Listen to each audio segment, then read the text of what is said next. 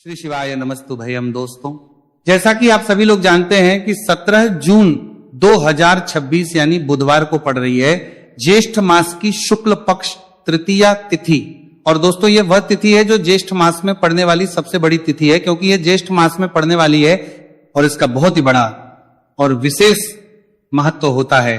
पूज्य गुरु जी ने कहा है कि अगर कभी भी मौका लग जाए और ज्येष्ठ मास की तृतीया तिथि बुधवार को पड़ जाए तो आप लोगों को सात हरा दुर्वा का उपाय तो अवश्य ही करना चाहिए। इन दोनों का संयोग बहुत ही कम आता है। इसी के साथ में गुरु जी ने अपनी शिव पुराण कथा में बताया है कि इस दिन आपको सात दुर्वा का उपाय तो आपको अवश्य ही करना चाहिए, क्योंकि ऐसा दिन पूरे साल में सिर्फ एक ही बार आता है। और दोस्तों, आप सभी लोग जानते हो कि बुधवार का अगर सबसे बड़ा उपाय है तो वह सात हरा दुर्वा वाला उपाय है। तो दोस्तों, इस बुधवार तृतीया तिथि के दिन आप लोगों को इस सात हरा दुर्वा वाला उपाय को जरूर करना है। बहुत सारे लोग होंगे जिन लोगों ने इस उपाय को ना किया हो, मतलब पूरा साल निकल गया, उन्होंने किसी भी दिन इस सात हरा दुर्वा वाला उपाय को ना किया हो। पर दोस्तों, आपके पास एक आखिरी मौका बचा हुआ है जो कि 17 जून के दिन है। तो इस दिन आप लोगों को इस वाले उपाय को जरूर कर लेना।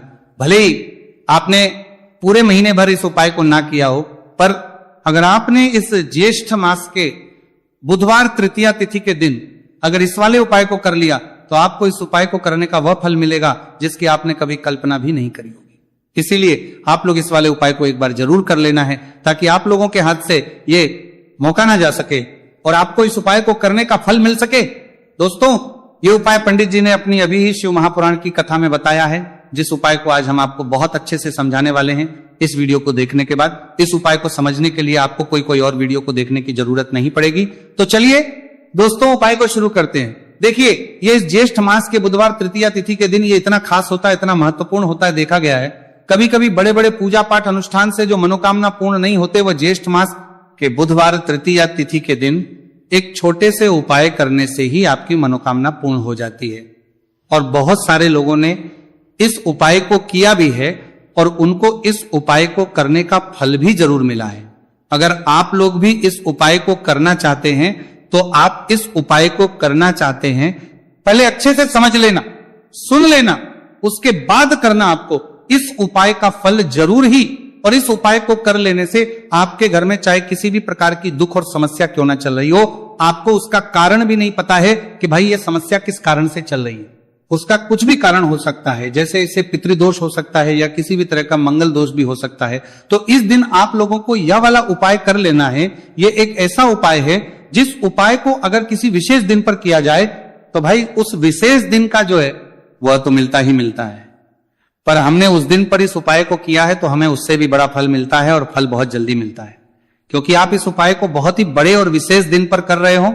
तो चलिए अब उपाय के बारे में बात करते हैं, लेकिन उससे पहले आप लोगों को यह जानना आवश्यक है कि आखिर यह उपाय किस समय करना है, किसको करना है और कैसे करना है। तो चलिए हम आगे आपको वीडियो में एक एक करके बता देते हैं। उससे पहले अगर आप लोग हमारे चैनल पर पहली बार हैं तो हमारे चैनल को सब्सक्राइब करना ना भूलें, और अगर आपके पास कोई सवाल है तो आप हमें कमेंट बॉक्स में बता सकते हैं। और अगर आपको हमारा वीडियो पसंद आया है तो आप हमें लाइक और शेयर करना ना भूलें। और अगर आपको हमारे चैनल की जानकारी चाहिए तो आप हमें फॉलो कर सकते हैं। और अगर आपके पास कोई प्रश्न है तो आप हमें कमेंट बॉक्स में बता सकते हैं। पहली बार आए हैं या फिर मेरी आवाज आज पहली बार सुन रहे हैं तो हमारे चैनल को सब्सक्राइब जरूर कर लेना, और इस वीडियो को करके कमेंट बॉक्स में श्री शिवाय नमस्तु भयम ओम नमः शिवाय जरूर टाइप कर देना। तो दोस्तों, इस सात दुर्वा वाला उपाय को हमें इस बुधवार तृतीया तिथि के दिन कैसे करना है, किसको करना है, किस समय करना है और कहां पर करना है, ये सारे सवालों के जवाब आपको इस वीडियो में मिल जाएंगे। और जो ये वीडियो देखेगा भाई, उसको सात हरा दुर्वा वाला उपाय जरूर करना चाहिए, क्योंकि इस दिन सात दुर्वा का भी बहुत ही बड़ा और विशेष महत्व होता है। और जब बात आ जाए हरा दुर्वा की तो ये सोने पर सुहागा वाली बात हो जाती है, और यह एक बहुत ही बड़ा उपाय हो जाता है इस बुधवार तृतीया तिथि का। तो अब दोस्तों, इस सात हरा दुर्वा वाला उपाय को आखिर करना किसको है, सबसे पहले हम लोग वो बात जान लेते हैं। तो देखो, घर की जो बड़ी माताएं बहनें होती हैं, उन माताओं बहनों में से कोई भी एक बड़ी माता बहन इस वाले उपाय को कर सकती हैं। और दोस्तों, अगर आप चाहें तो अपने घर में से सभी सदस्यों भी इस उपाय को करवा सकते हैं। अगर किसी व्यक्ति की खुद की कोई मनोकामना है, खुद की कोई दुख और परेशानी है जो कि वो अपने लिए ही करना चाहता है, इस वाले उपाय को तो वो खुद अपने लिए भी कर सकता है। बाकी अगर कोई घर में से ऐसा है जो कि अपने पूरे घर परिवार की सुख और शांति के लिए यह वाला उपाय करना चाहता है तो भाई वो भी कर में सकता है, उसमें भी कोई दिक्कत वाली बात नहीं है। कहने का मतलब यह है कि इस उपाय को हर सदस्य भी कर सकता है और पूरे घर परिवार के सदस्य के लिए घर की बड़ी माताओं बहनों में से कोई एक माता बहन भी कर सकती है। माताएं बहनें अगर घर में उपस्थित ना हो या वह ये वाला उपाय ना कर पा रही हो तो फिर घर का कोई बड़ा सदस्य भी 7 हरा दूर्वा वाला उपाय को कर सकता है, चाहे फिर वो पुरुष ही क्यों ना हो, उसमें कोई भी दिक्कत वाली बात नहीं है। अब दोस्तों जो अगला प्रश्न निकल कर आता है वह ये आता है इसको लेकर कि आखिर इस उपाय को हमें किस समय करना है, सुबह के समय करना है कि शाम के समय करना है। तो देखो इस वाले उपाय को आप लोग सुबह के समय भी कर सकते हो और शाम के समय प्रदोष काल में भी कर सकते हो। अब अगर आप पूछो कि भाई सबसे उत्तम समय कौन सा रहेगा इस 7 हरा दूर्वा वाला उपाय को करने का, तो हम आपसे बस यही कहेंगे कि इस उपाय को आप सुबह के समय करेंगे तो ज्यादा बेहतर होगा। बाकी अगर प्रदोष काल के समय भी करेंगे तो भी अच्छा होगा, उसमें कोई भी दिक्कत वाली बात नहीं है। तो अब दोस्तों जो अगली सबसे बड़ी और महत्वपूर्ण बात आती है वो ये आती है कि सुबह अगर हम उपाय को करेंगे तो हमें कितने बजे से लेकर कितने बजे तक के बीच में करना है, और शाम के समय प्रदोष काल में करेंगे तो हमें कितने बजे से लेकर कितने बजे के बीच में करना है। तो देखो सुबह जितनी जल्दी हो सके आप उपाय को करने की कोशिश करना, बाकी अगर कारणवश लेट भी हो जाओ, थोड़ी देर भी हो जाए तो 10 या 11 बजे तक भी आप उपाय कर लेना, पर 12 बजे से ज्यादा देरी ना हो। ठीक है, इस बात का ध्यान रखना।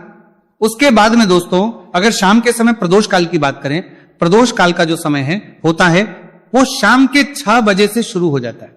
मतलब शाम के 6 बजे से लेकर शाम के 6 बजे से रात के 8 बजे के बीच का जो समय होता है यह समय प्रदोष काल का समय होता है। तो इस उपाय को 7 या 8 बजे के बीच में भी कर सकते हो।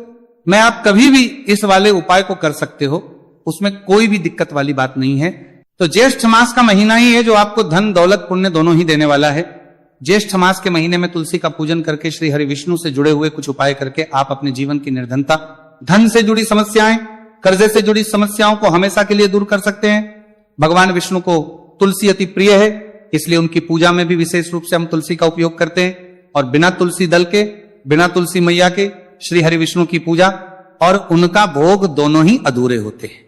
इसीलिए ज्येष्ठ मास के महीने में ऐसा उपाय आपको बताने वाले हैं जिसे करने से श्री हरि विष्णु की असीम कृपा आपको मिलेगी और मां तुलसी से ऐसा आशीर्वाद मिलेगा, जीवन का हर दुख, हर कष्ट, गरीबी, निर्धनता, कर्जे से जुड़ी समस्याएं, सब कुछ ही आपके जीवन से दूर हो जाएगा और सुख, समृद्धि, धन, वैभव, ऐश्वर्य सब कुछ आपको अपने जीवन में आसानी से मिलने लगेगा।